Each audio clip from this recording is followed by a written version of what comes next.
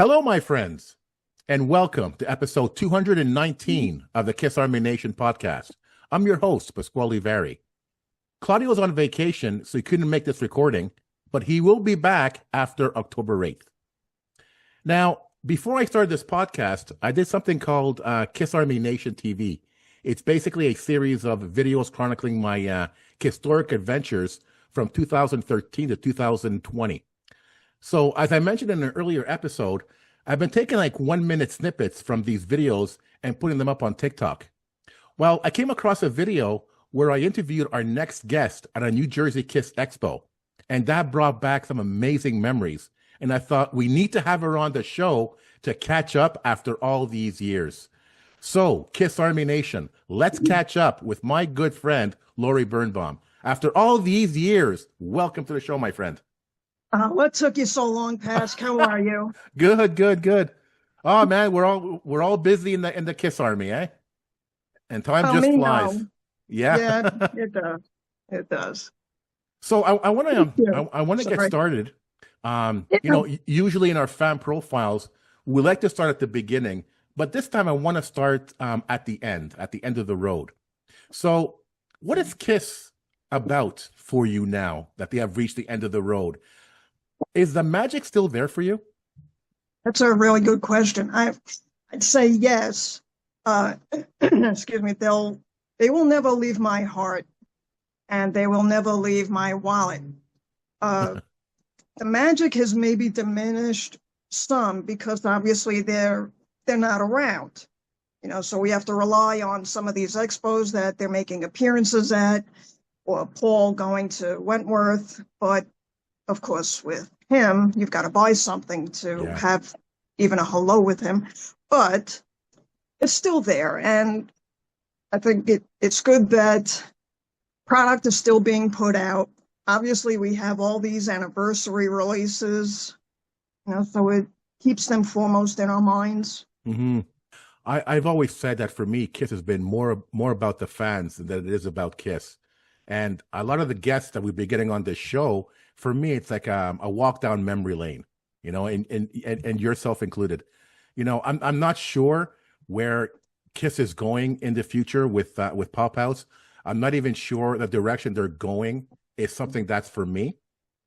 So I'm more looking back now than I'm looking forward. And it's funny because I'm the kind of person that looks forward all the time. And with this band, I'm looking back. So, putting those snippets on TikTok is a way of looking back.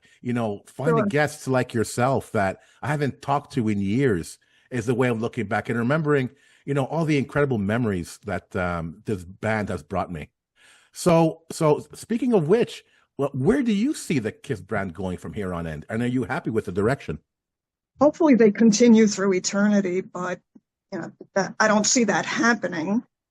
Pop House is trying to keep them alive. We'll see what happens with the avatars. I'm looking forward to the avatars. I know a lot of people are not. They think it's bullshit. I have no problem with it. I have no problem with anything they do whatsoever. So we'll see. I don't know that getting back to my wallet, I don't know that my wallet will sustain not interest, but having trinkets to do with them. But whatever I still have at this point, because I had to sell a lot of things years ago, I'm still trying to, but I have obviously records, I buy the new releases, I have posters, I still have merchandise, but not too much. And that doesn't matter. It doesn't even matter to me anymore because they're here, what I can remember.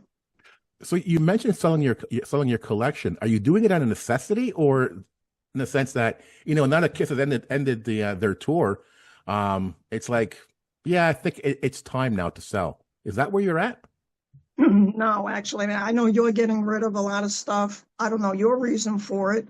Me, it's out of necessity, unfortunately. And if I'm going to move anywhere, I have nowhere to put anything. Not that I have a whole lot left, but what I do have, it's too much. We'll put it that way, and I need the money. Yeah. Reality has sort of bit me in the butt. I could retire in 3 years, Nice. between 3 to 7 years, depending on the pension that I'm going to get. And the way I'm going now, there's no way I could afford to. So, I told Right. myself I sacrificed so much for this band. They put me in so much debt, but that's okay because they brought me so many amazing experiences. But now they got me into debt, and now they're going to get me out, and that's my plan. So again, I know I keep bringing this up, and I can't speak for other fans, but I often find myself reflecting and looking back, almost like I lost something, right? And when we lose something, we tend to hold on to memories that we cling to because we feel that we lost something. It's never going to be like it ever was. Do you feel that way too? That from now on in, we're never going to experience a Kiss show like we ever did before with other bands, or have meetups like we did before with the Kiss Army. Do you feel that way too?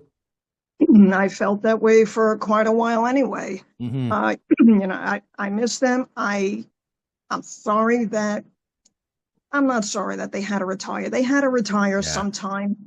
They're tired. They deserve retirement, but we all still miss them. And what was?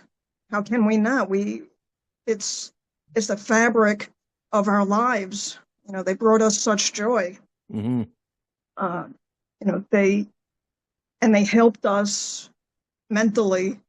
Like just everybody, I'm sure has the same sort of story Yeah. that But I do miss meeting up with fans. The pre-parties at Nassau Coliseum. We met up. Yeah. I forget the name of the place. That was unexpected. I was really happy to see you there. Mm-hmm. I had put together, not that they needed me, but prior to the Barclays Center show, there was a nearby restaurant bar. It was really good to see people. And that happened all through the years and at different places. And we just don't have, and the expos, seeing people Yeah. at expos. We haven't had a New York, New Jersey expo in I don't know how long. Mm-hmm. It's hard. And then you get used to things. Kind of like a death in the family. Right. And we do consider them family, and we consider our buds in the Army family. Mm-hmm. You get used to things after a while, and not seeing people, like the loss becomes easier, sort of. And that's another thing, right? The Kiss Cruise is over, and that was an amazing way to meet fans from literally around the world. Oh, So that was how do you something. feel? How do you feel about the direction Pop House has taken with the band, with the Kiss Cruise Landlocked Las Vegas event? How do you feel about that? I think it's a great idea. It's, let's say, for people overseas, like in Europe, being in Vegas, I think it's really nice. I can't go, unfortunately, but if I could, I would. I think it's a good idea. Nice that it is basically a cruise on land. All the events that they're going to be holding, and the couple of shows, and the other bands that are making appearances. Mm-hmm. Pop House, I don't know. We don't know a lot about what they're doing. They redid KOL, which I'm not too pleased with what they've done up to this point. I think it was better before. I don't know. All I can say is we'll see. Yeah, that's the thing with KOL. I thought there'd be some major changes, and I mean I like some of the features the website has. Like right now they're doing the 50th anniversary of Alive, and they have the blurb part 1 and 2 from Kent Sharp, which is really cool. Yeah. They did the audio Dress to Kill, which was fantastic. So I like that aspect of the website. But I'm a merchandising guy, and the merch is still as expensive. They're still putting it in bundles, which I think they shouldn't be doing. And I'm afraid with the upcoming box sets that, unlike Creatures and Destroyer, they're going to bundle it with a T-shirt or a hoodie and make it $50-$60 more US Right. plus duty. It's getting too expensive. And I was hoping they would listen to fans and take that out, but they're not doing it. It's like, oh, fans are going to buy it anyway. Well, you know what? No, I'm no. At one point, you got to say no to that. You got to stop. Yeah. Maybe if there's enough complaints one day. Well, it keeps selling out, so Yeah. that's what they're hearing. Yeah. So Lori, I wanna again, we've been talking about going back, so I want to go back a little bit from the very beginning, in your fandom. So, do you remember your first Kiss? How did you get into the Yeah. band? Um, I probably don't. You have your own interpretation, and your remembrances get tweaked as you Yeah, age. yeah. So what I remember, my best friend who lived next door, her older brother, I don't know how long he might have been into them, but she shows me his copy of Alive 2. And this was like November of 77. So Alive 2 had just come out. And and I got scared by the picture of Gene. Yeah. And she tells me that the same pictures are on the back cover, but bigger. And I don't know, I like started freaking out. And she says, she turns it around real slowly. I don't know, I didn't start crying. Believe me, I was 16 years old already. But it was a little scary. But I guess I must have fallen in love with the picture of Paul Hmm. because then he became my guy. I don't remember when I bought Alive 2, if I like ran out right after that to get my own copy, but I went to two shows at the Garden in December, one with some of my girlfriends that I grew up with, and then this was on Thursday night, the 14th, I think, Okay. and then I had a date for Friday night, the 15th. So that's kind of neat. I mean, how many people get to go 2 nights in a row at that age? Yeah, yeah. But, but it was something. I wasn't into them really yet. I barely knew any songs. Probably before the show, I did have Alive 2, so I was playing it a lot to become familiar.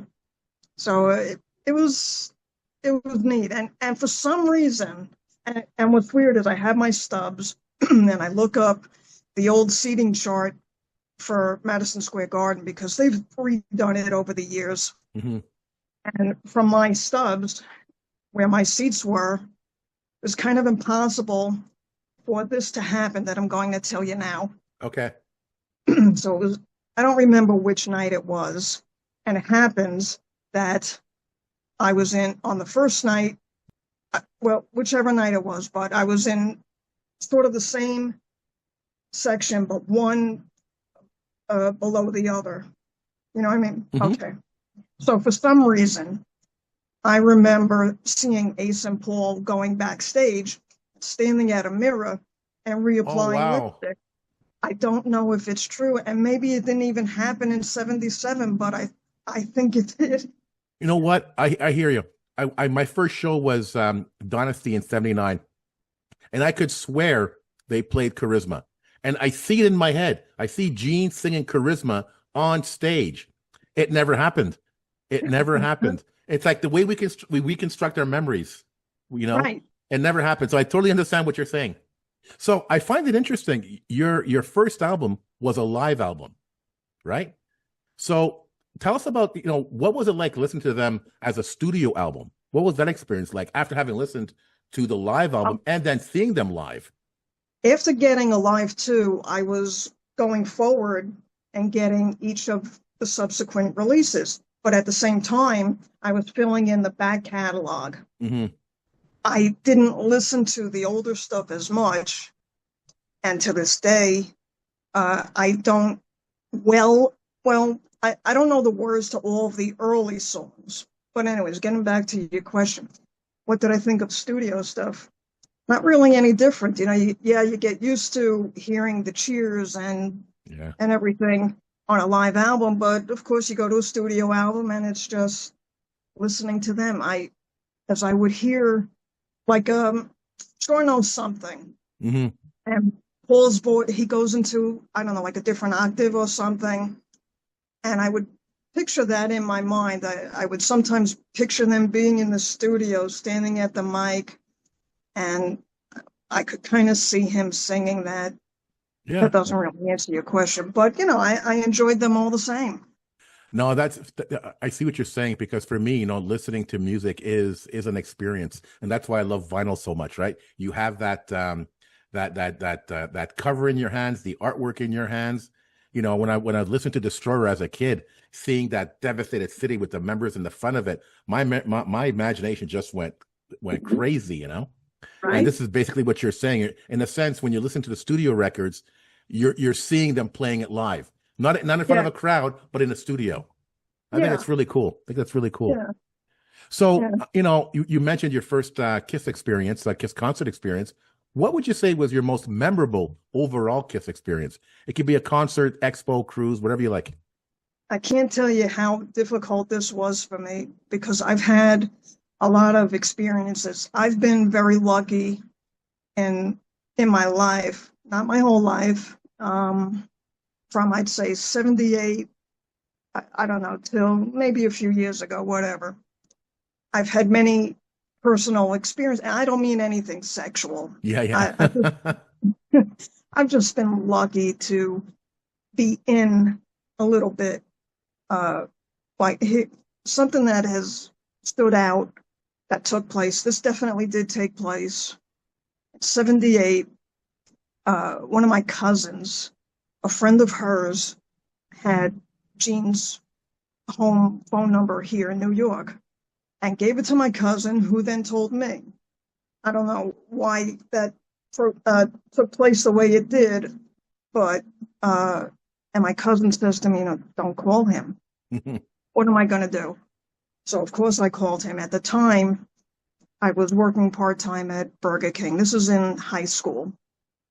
I called him. I left a message. Naturally, he didn't pick it up. Leave him a message. Oh, I just wanted to hear your voice. I'm a big fan, yada, yada. And I think during that conversation, said, if you want to call me back, here's my number. Oh, wow. Well, he called back when I wasn't home and I was at work. And he was talking to my dad. Oh, my God. Yeah, yeah. And he told him to tell me not to call again, because if I do, he'll have to change his number.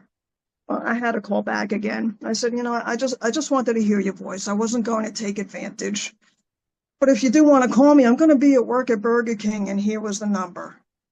So I get to work, and I told the bosses, if I get a phone call, you got to let me know.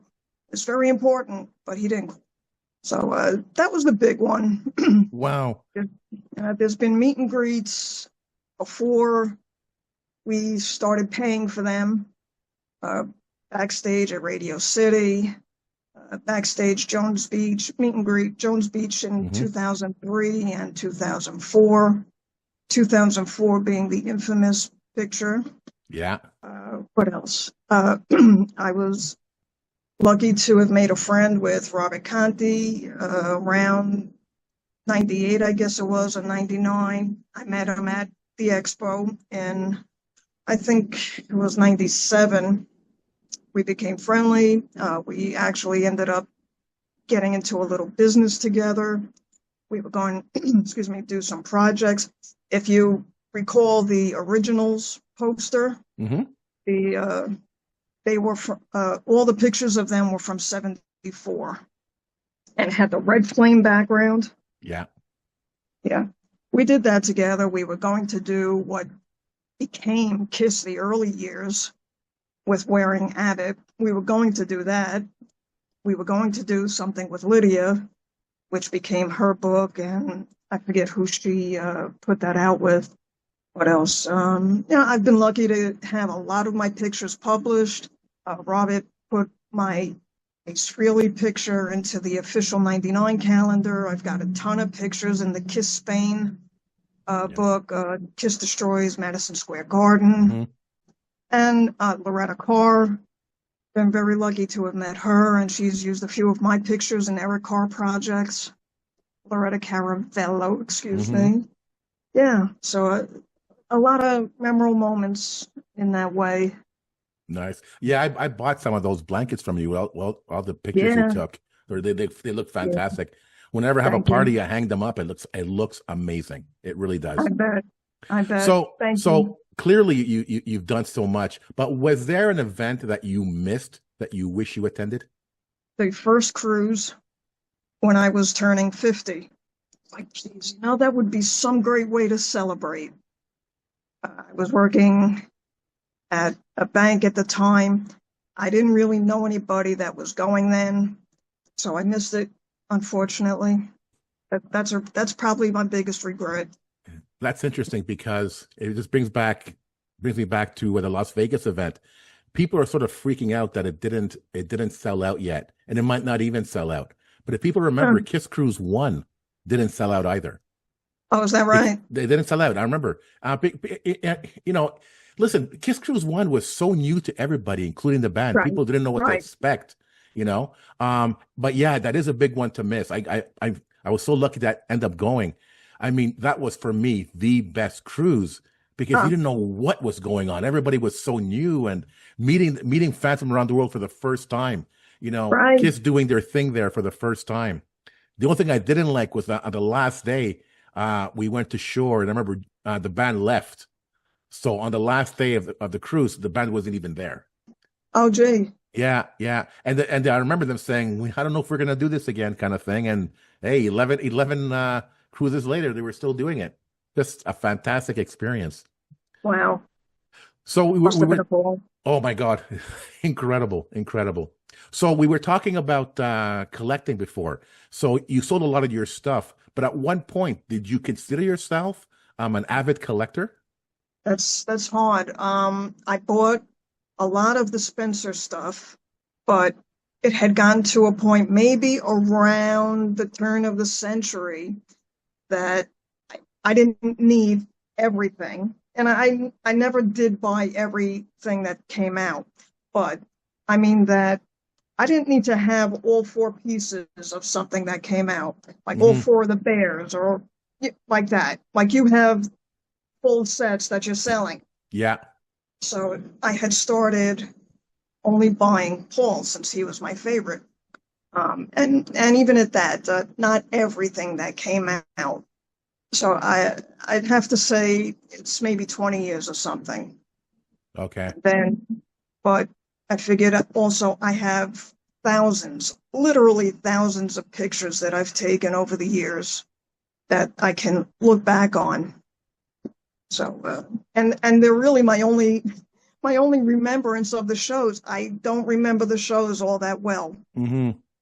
unfortunately, and not because there's something wrong with me, but uh, time goes by, and I'm going to be 64 next month. Oh wow. Yeah. Yeah, But that's the thing, right? For me, selling what I'm selling right now, if you notice, I'm selling it off really slowly because I got to get into the mindset that I need to get rid of some stuff, right? And what I'm choosing right now, it's a lot of the Spencer stuff that I don't have an emotional attachment to. You know, right, it's right. taking up so much space. I mean, it looks cool up in the room, but not more than that. But the stuff I'm gonna keep are gonna be the signatures, the high end stuff, the Of bass course, guitar, Paul's painting, things like that, right. the vault, things like that. It's like awesome stuff like that because it has meaning, and all of those things brings me back to a part in history, and that's what collecting for me was. It's a collection of memories, and the stuff that doesn't bring back memories, I'm gonna get rid of it. That's how I'm doing it. Yeah, But regardless that you sold a lot of your stuff, if there was something, a holy grail item right now that you'd like to have, what would it be? there's nothing. There's nothing like, people want the trash can, means nothing to me. I never Hmm. had it.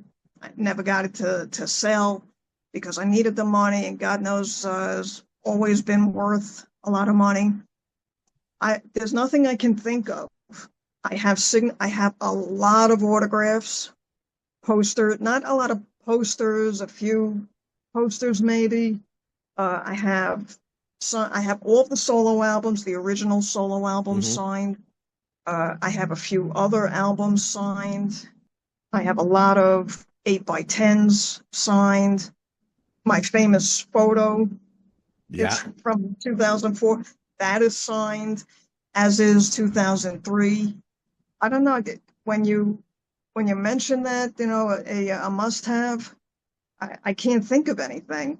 For our listeners who don't know, what's this famous photo? Oh, I know what you're talking about.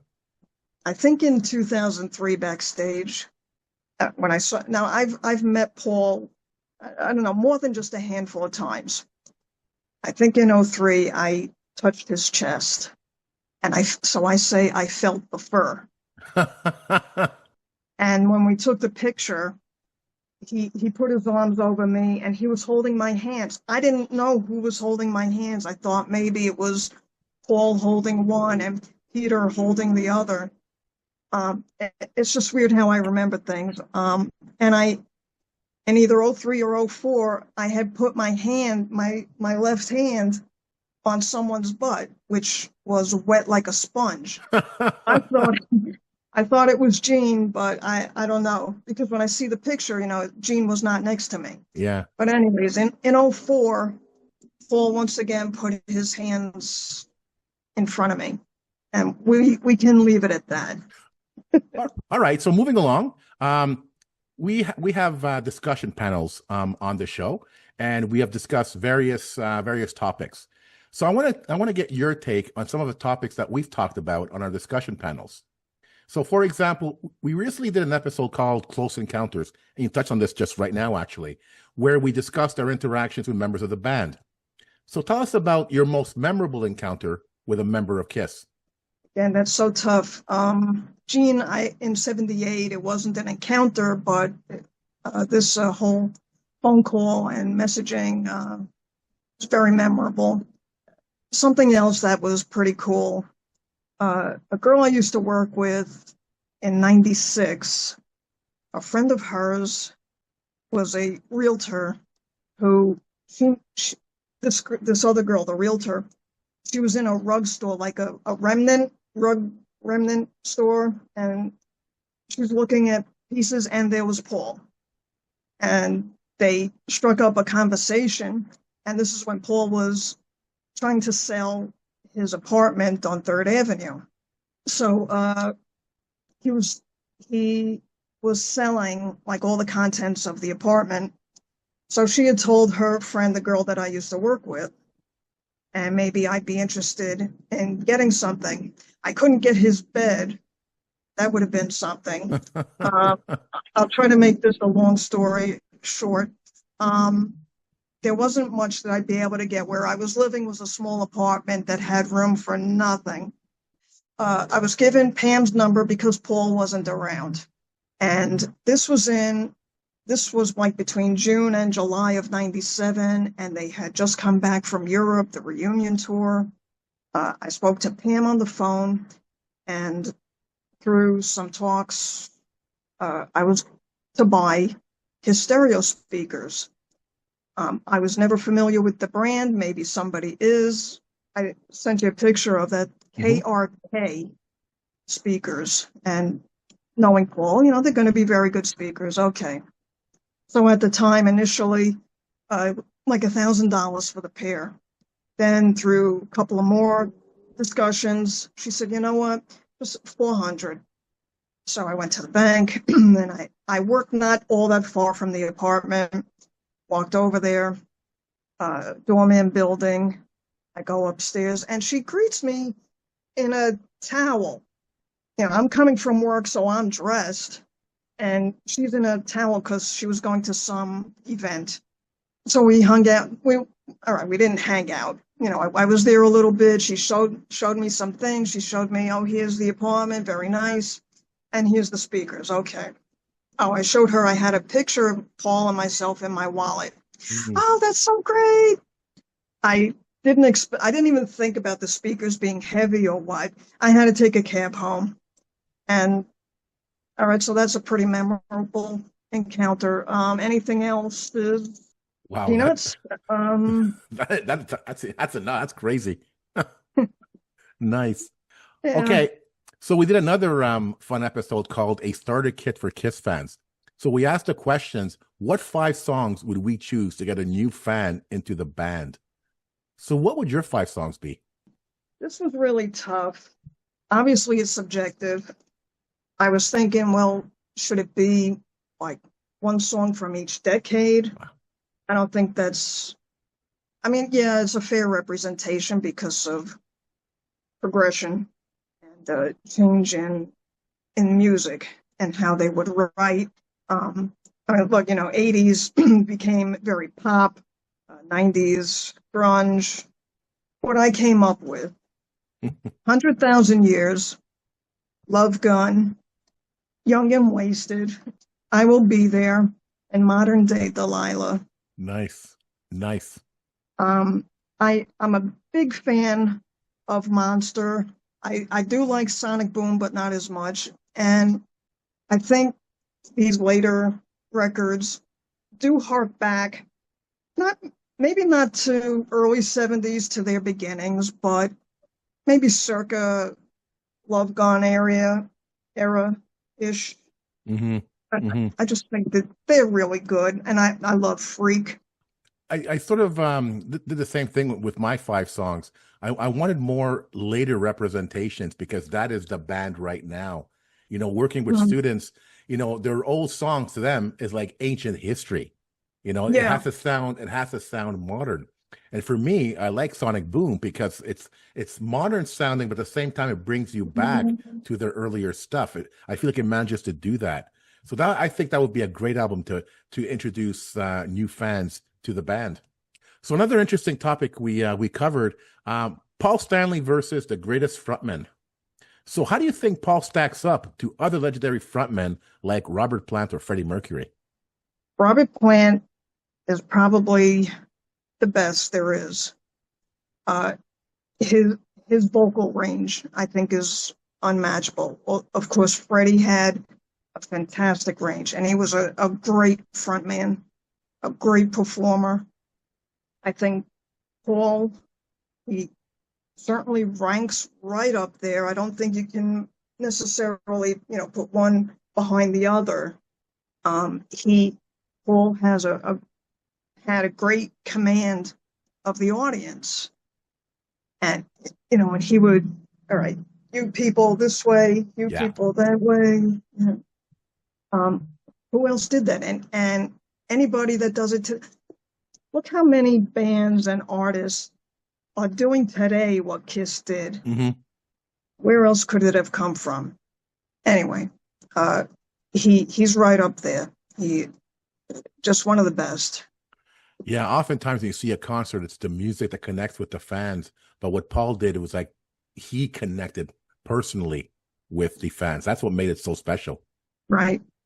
Okay, now in a similar vein, we covered a topic, Kiss versus the Titans of the 1980s. So how do you think Kiss held their own against, the 1980s contemporaries like Van Halen, Def Leppard, or Motley Crue? They didn't have to hold up. They wrote the book. Nice. Kiss wrote the book. And even though Van Halen got a start, what was it, 78? I wasn't big fans of any of them.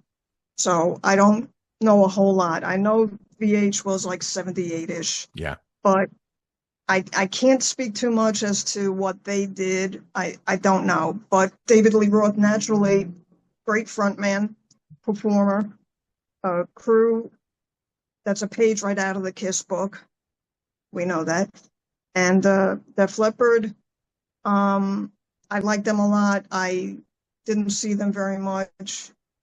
I'm not sure, but I think they're also in that vein, Hmm. uh, along the Kiss lines. Just anybody after them is a copy. Nice. Okay. And finally, we did an episode called Behind the Kit, where we talked about Peter Criss, Eric Carr, and Eric Singer. So, what do you think Peter Criss, Eric Carr, and Eric Singer brought to the band?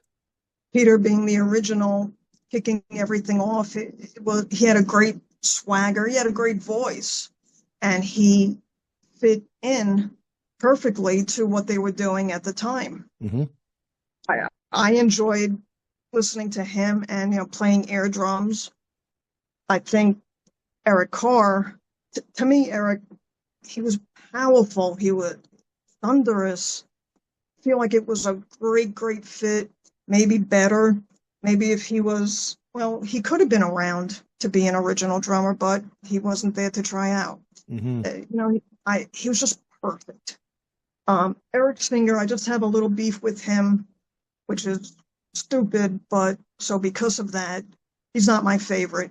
Hmm. And besides that, I feel like, he's just doing what Paul and Jean tell him. He's Peter 2.0. He was really good on Revenge and Carnival Souls. Uh, Great stuff there. But he doesn't overly impress me. Eric Carr that's my drummer. Hmm. Funny enough, we're going to do an episode on Eric Singer right after this one. And one of the questions I want to bring up is, how difficult it must have been for Eric Singer, who's an amazing drummer, brought so much to Revenge, but then for almost 20 years, he basically has to copy somebody else.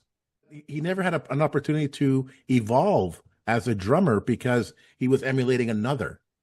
Exactly. That couldn't be easy for him. Right, right. Maybe that's why he's not going to Vegas. A lot of speculation about that one. A lot of speculation. We'll be talking about that one too, by the way. Heads up to the KISS Army out there. All right. Yeah. So before we close the curtain on this episode, I have a few more questions. So, being a KISS fan for so long, I found that after a while, like I said before, it became less about KISS and more about the band. Was that the case for you throughout your KISS fandom? And is that the case now? See, you made that little typo again. Y- Less about KISS and more about the fans. yes. Yes. No, I don't have a lot of people in my area, that I became KISS friends with, that I met because of KISS and, lifelong buds as a result. There's people in the New York area, but I'm not lessening the friendships that I've developed. But they're like superficial, Oh, it's so great to see you. Oh my God, what have you been doing? And some people you care about more than others because you know them longer. They are in your area. You know what I mean? Mm-hmm, mm-hmm.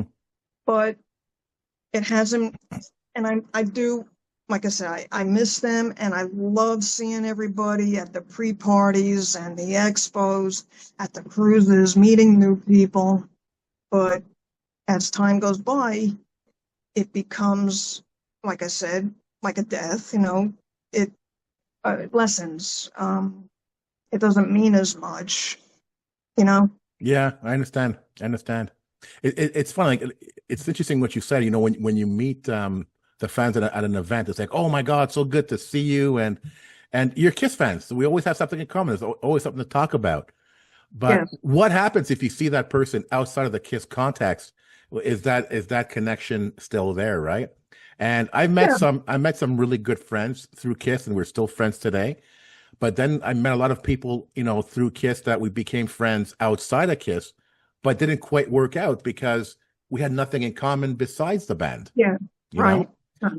That, So that's exactly. right, right. So are there any people like today that you met through the band that you could actually call a friend?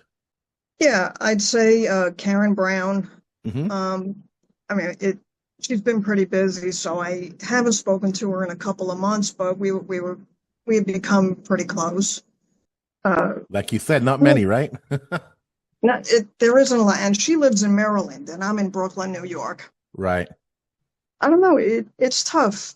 It's tough when you don't live near people, and it, it's just easier when you have someone in your proximity. That, let's say, if Karen is into some other bands and she has sent me their music that I just didn't care for, but that's okay. Maybe if we lived closer to each other, I would go with her to go see these other bands, and oh, you know what? They are pretty good, and then we have something outside of KISS. Yeah. But I don't really have that with anybody, Mm. unfortunately. I wish Claudio was here. I wish you met Claudio because I I met met him. Claudio once. Oh, you did? When? I think it was the bar on 8th Avenue. I think it was then after the last show or after Friday show. One Okay. of them. Yeah. Okay. But Okay. I didn't, it was just oh, hi. Yeah, yeah. But he's an example of, somebody I met through the band, and now we become brothers, and we do things outside of Kiss, and it's like we share similar values and principles, and the core of who we are is what we have in common, and so it does happen, and again, I thank the band for these amazing relationships that I have with Yes. with people out there. So, we've heard so many stories about, the KISS Army defending the band to the non-believers. Was that the case with you ever? Is there a story where you had to defend the band to the non-believers out there? Not really. I mean, when I was in high school, people were into Zeppelin, of course, Yes. Grateful Dead, The Doors. You're drawing logos on your loose leaf binder, and and people would see what a Kiss fan I was, like, and they made fun of me. I'm like, rah, rah, rah, rah, rah. They put on the best show. You don't know what you're missing. It wasn't anything much. I mean, I'm not like a guy. I could see guys getting into Right. fights. Pushing fights. You don't know what you're talking about. I never had that. Yeah. Friends, otherwise. You had asked about family. Did my family support me? Yeah. Yeah, they never had a problem with what I was doing, and I imagine that my mother was having some fun with it. She saw the different things I was doing. I interned at MTV. I should have brought this up also. I interned at MTV while I was in college. And this is when MTV naturally was in its infancy.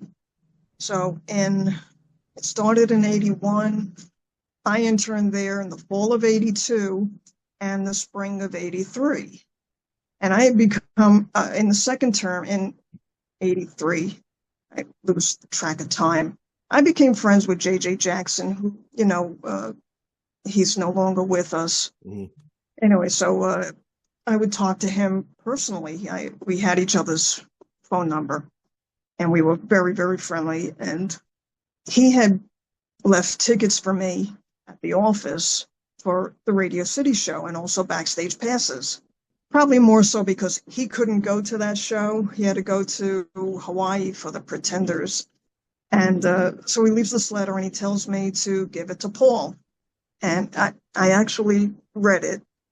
And it was just, "Hi, Paul, how you doing? I'm sorry I couldn't be there. I had to go to Hawaii." In the green room, I'm giving this to Paul. And I said, "This is from JJ. He's sorry he couldn't be here, yada, yada." And I asked him if I could give him a kiss. And of course, I had to go on my tippy toes to reach him. And the nerve of this guy, he turned his cheek, so I kissed his cheek. Well, he doesn't know me from anything. He's not going to let me kiss him on the lips. So that was also a big story. So anyways, my point being, I think my mother was kind of enjoying what was making me so happy. This would maybe lead to a job in a sense, but it didn't, because I still had like a year and a half of school left. But through the years, different things that I briefly touched on, things happened that she saw, I would tell her about. I think she was happy for me. Nice. Yeah, my father too. He took me to my first Kiss concert. If it wasn't for him, I was what? I was 10, 11 years old. If it wasn't for him, I would never have seen Kiss in 1979. The next time I saw them after that was in 89, 10 years later. Oh, wow. Yeah. Wow. Okay, so one final question before I let you go. If Paul or Gene were listening, and I know they are, well, I wish, what would you like to say to them? Paul's the easy one, because when I last saw him, I think, it was after the final shows that December of 23, and he was at the Wentworth Gallery in New Jersey, and I was with a friend, and I asked him, I brought a poster along to get signed. I was like a Jewish mom. I said to him, the only thing that came to mind at the moment, I said, you're looking kind of skinny. And he hesitated for about 3 seconds. He's, I guess, thinking, what can he say back to me? And he's probably thinking, well, you could be skinny yourself, more skinny. Oh my God. Well, naturally he didn't say that, but I've lost weight since then. And he said, well, sometimes it's good to be skinny. And I like kicked myself. Well, where did that come from when it was perfect timing to ask him, how's the house coming along? Right. How's the family? What a numbskull. Oh, man. And, and I had given him something for Hanukkah, so that was nice. A little something.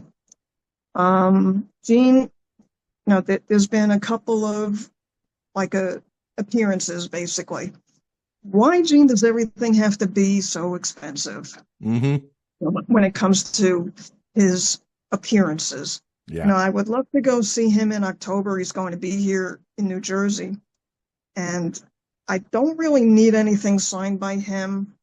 I would like maybe one of my Nassau Coliseum in 19. I took some really great shots. Maybe get one of those signed. That would be about it. And then maybe just to have a picture with him. But, you're talking $250 just to take a picture. Mm-hmm. So I'm probably not going. But, Gene, come on. Think of the little people. I don't know. This would be the opportunity to meet true fans without having to gouge us for it. I mean, is it really necessary at this point? They've made all the money they can make. It's really more. After a while, fans are going to say, you know what? No, I'm not doing this. And I'm one of those fans. I'm not doing it anymore. I just can't, and I won't. Sorry. Right. I probably won't, but that's about the only thing I can think of with him. But anyway, Lori, thank you so much for coming on the show. And it's interesting because you mentioned how, a lot of your relationships with KISS fans, it's very superficial. And we've talked on a deeper level when we've seen each other. But this is one reason I love doing this show, especially the fan profiles. People I've seen, here and there. Hi, how's it going? We have an hour to get into a deeper conversation about our fandom and our passion for KISS. And I learned stuff about you today that I've never heard of before. So very, very cool stories. So thank you so much once again for coming on the show. It was fun. Let me tell you, if you had another hour to go, there'd be a lot more stuff I could tell you. Oh, I'm sure we could do a part 2 to this. Absolutely. Yeah. So again, Lori, thank you so much for coming on the show. You're welcome. It was fun. Thanks a lot for asking. Thank you. So to the KISS Army, we hope you enjoyed this episode. If you have any questions, comments, or ideas, please send them to talktome@KISSArmyNationPodcast.com. Until the next time, remember, never stop rocking. Take care, everyone.